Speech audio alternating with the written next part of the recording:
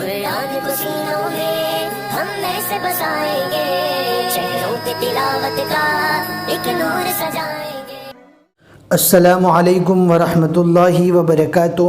آپ کا استقبال ہے ہمارے چینل 5 to 10 منٹس درس قرآن میں۔ ہمیں امید ہے کہ آپ حضرات بخیر و عافیت ہوں گے اور قرآن پاک پڑھنے کی مشق اور کوشش کر رہے ہوں گے۔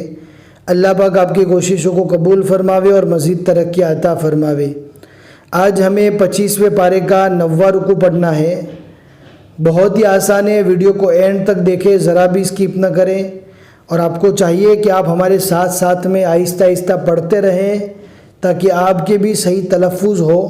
اور دھیان رکھیں کہ جب بھی آپ قرآن پاک پڑھنے کی مشق کریں تو بلند آواز سے کیجئے، اس لیے کہ اگر آپ دل میں پڑھیں گے تو اس سے حروف صحیح سے ادا نہیں ہو سکتے۔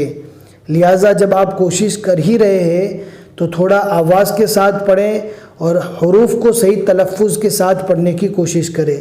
اب ہم آج کا سبق پڑھنا شروع کرتے ہیں، آپ کو دھیان سے سننا ہے۔ اعوذ باللہ من الشیطان الرجیم، بسم اللہ الرحمن الرحیم۔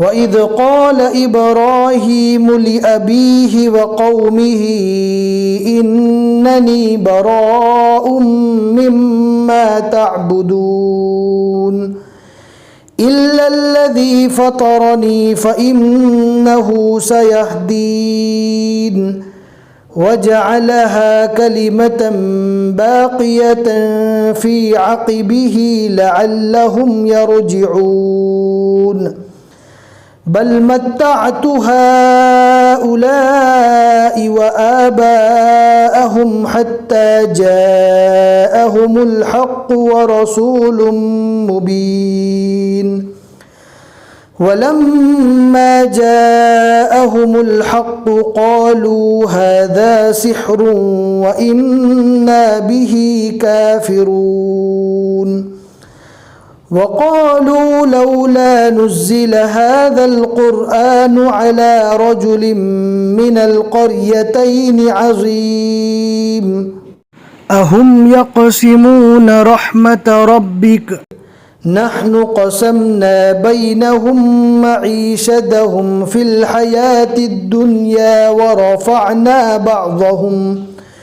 ورفعنا بعضهم فوق بعض درجات ليتخذ بعضهم بعضا سخريا ورحمة ربك خير مما يجمعون ولولا أن يكون الناس أمة واحدة لجعلنا لمن يكفر بالرحمن لبيوتهم سقفا من فضة ومعارج عليها يظهرون ولبيوتهم أبوابا وسررا عليها يتكئون وزخرفا۔ تو یہاں پر رکنا زیادہ بہتر ہے ملا کر پڑھنے کے مقابلے میں، تو آپ رکنا چاہے رک بھی سکتے ہیں، ملا کر پڑھیں گے تو کوئی حرج نہیں ہے، لیکن رکنا زیادہ بہتر ہے۔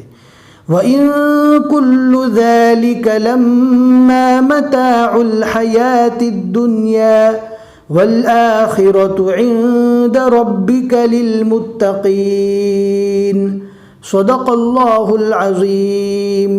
الحمدللہ 25ویں پارے کے 9 رکوع مکمل ہو چکے۔ سورۃ الزخرف کے یہاں تک 3 رکوع مکمل ہوئے اور عین کے بیچ میں 10 لکھا ہوا ہے، یعنی آج کے رکوع میں ہم نے 10 آیتیں پڑھی۔ ہمیں امید ہے کہ آج کا سبق آپ کو سمجھ میں آ گیا ہوگا۔ لائک کر کے ضرور بتا دیں، شیئر کرنا نہ بھولیں۔ پھر ملیں گے انشاءاللہ اگلے سبق میں۔ السلام علیکم ورحمۃ اللہ وبرکاتہ۔